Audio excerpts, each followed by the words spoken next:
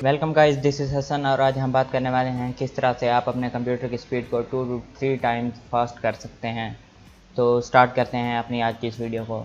सबसे पहले अपने इधर सर्च बार में आके टास्क मैनेजर को सर्च कर लेना है, या आप चाहें तो डायरेक्ट की बटन से भी शॉर्टकट जो मैं आपको बता रहा हूँ वो है कंट्रोल आल्ट और डिलीट वाले बटन को आपने एक साथ ही प्रेस करना है, तो हमारा जो टास्क मैनेजर है वो ओपन हो जाएगा। देन हमने इधर से डायरेक्टली इधर जो है स्टार्टअप पे क्लिक करना है और इसके बाद हमारे सामने जो 6-7 एप्लीकेशनें आ जाएंगी। इनमें से वो एप्लीकेशन है जो हम नहीं चाहते कि जो स्टार्ट के दौरान रन हों, तो हमने उनको डिसेबल कर देना है, जिससे हमारे जो बूटअप टाइम है उसमें काफ़ी ज़्यादा कमी आएगी और इससे जो कंप्यूटर पे ज़्यादा बोझ नहीं आएगा। तो सबसे पहले जो क्रोम है हम इसको डिसेबल कर देते हैं और इसी तरह से जो जो एप्लीकेशन हैं जो हम नहीं चाहते कि ये स्टार्टअप के दौरान रन हो, तो उनको हमने डिसेबल कर देना है। ये हो गई हमारी पहली टिप। उसके हो गए और सेकंड हमारी जो टिप्स है वो ये है कि हमने इधर सिंपली अगेन सर्च बार में आना है और इधर हमने जो वो सर्च करना है वो है रन। तो इधर आके हमने लिखना है टैंप लिख के हमने ओके कर देना है। ओके करने के बाद आपके सामने अब यहाँ पर जितना भी फाइलें आएंगी आपने उनको कंट्रोल ऑल करके डिलीट कर देना है। ये वो मैं कहता हूँ कि मतलब कि ये जंक फाइलें हैं, जितना भी फाइलें हैं इसमें कोई इंपॉर्टेंट फाइल नहीं होगी, सारी जो है रॉ फाइलें होंगी, जंक फाइलें होंगी। तो ये कंप्यूटर खुद ब खुद ही उनको लेके आता है। हमने इसको क्या करना है, परमानेंट डिलीट कर देना है। शिफ्ट डिलीट इंटर करेंगे तो ये परमानेंट जो है डिलीट हो जाएगी। देन आपने क्या करना है, अगेन उसको रन को ओपन करना है और इस टाइम हमने जो है परसेंटेज टैंप परसेंटेज डाल के देन इंटर करना है। और इस टाइम भी हमारे सामने जितना भी फाइलें आ रही हैं, ये जितना भी हैं ये सारी जंक फाइल्स हैं जो कि कंप्यूटर प्रोसेस नहीं कर पाता, जिनको या लाइट चली जाती है, ये जो भी जो अगर सॉफ्टवेयर क्रैश हो जाता है तो ये सारी फाइलें हैं जो कि ये कंप्यूटर स्टोर करता है अपने बैकग्राउंड में। तो हमने इन सब को कंट्रोल ए करके इनको भी डिलीट कर देना है। Shift delete inter permanent delete हो जाएंगी। तो do this for all items. तो ये 100 MB जितना जितना का भी था ये, तो ये कंप्यूटर जो है ना इसको डिलीट करने लगा है। ओके, इसको स्किप करके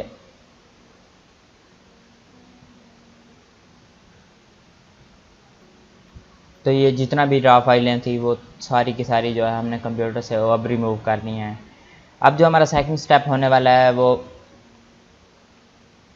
वो भी कंप्लीट हो गया है। अब इसके बाद जो तीसरी टिप मैं आपको देने वाला हूँ, आपने क्या करना है, सिंपली अगेन इधर आना है सर्च बार में और नोटिफिकेशन एंड एक्शन सेटिंग्स पे इंटर कर देना है।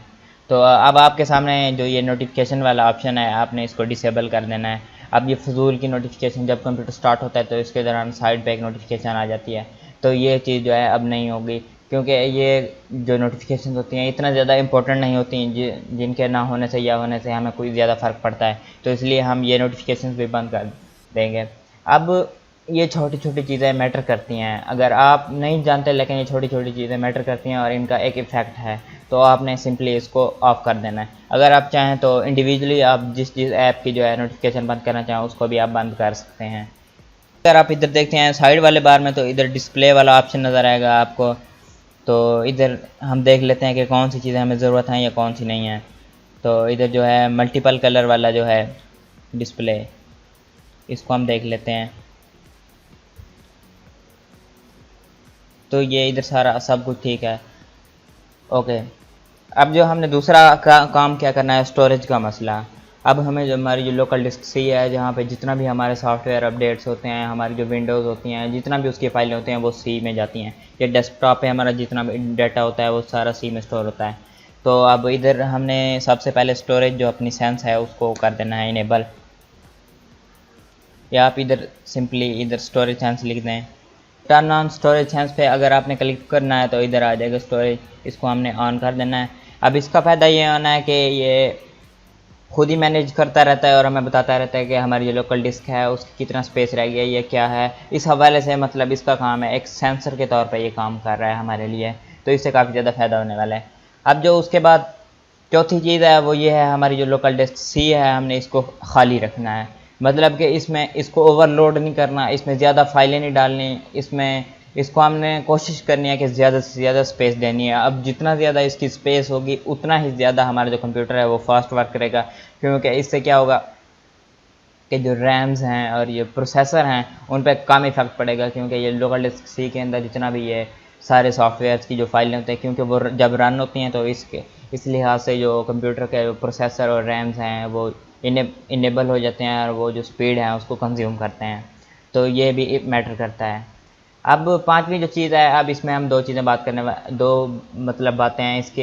एक तो अगर आपका जो कंप्यूटर है वो मुझे पता है कि कस्टम पीसी नहीं है या हाईली डेवलप नहीं है जिसमें काफ़ी अच्छे अच्छे फीचर्स हों या उसकी अच्छी स्पेसिफिकेशंस हों, तो आप बस एक काम कर लें, सिंपल सा काम है, आप अपने कंप्यूटर में HDD की जगह SSD लगवा लें।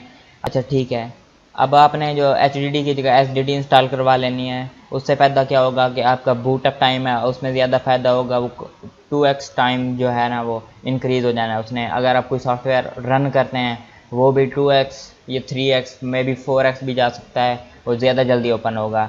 अब उसके बाद हमने जो पांचवा हमारी जो टिप मैं आपको बताने वाला हूँ, आपने क्या करना है कि जो सॉफ्टवेयर आपके यूज़ में नहीं आते आपने उनको अनइंस्टॉल कर देना है। ठीक है, इसका भी काफ़ी ज़्यादा फ़ायदा है। मुझे पता है कि अनइंस्टॉल आप कर देंगे लेकिन दोबारा इंस्टॉल कर सकते हैं, ये मैं ये नहीं कह रहा कि सॉफ्टवेयर को बिल्कुल डिलीट कर दें, आप सॉफ्टवेयर को खड़ा दें। अब जो सॉफ्टवेयर आपके मतलब महीने में एक दफ़ा यूज़ हो गया, 2 महीने में हो गया, 15 दिन बाद हो गया, तो इस तरह के जो हिसाब से जो सॉफ्टवेयर है ना उनको आप जो है एक तो बैकग्राउंड में रन होने से रोक दें, उनको डिसेबल कर दें या उनको आप अनइंस्टॉल कर दें, जब उनकी ज़रूरत पड़े आप उनको इंस्टॉल कर लें। इससे क्या होगा कि आपकी जो लोकल डिस्क सी है उस पर ज़्यादा दबाव नहीं आएगा। तो अगर ये 4-5 स्टेप्स हैं अगर आप कर लेते हैं तो आपका जो कंप्यूटर की स्पीड है वो 2 to 4 टाइम्स इंक्रीज़ हो सकती है। तो अगर आपको हमारी वीडियो अच्छी लगी है तो शेयर करें, लाइक सब्सक्राइब भी कर दें।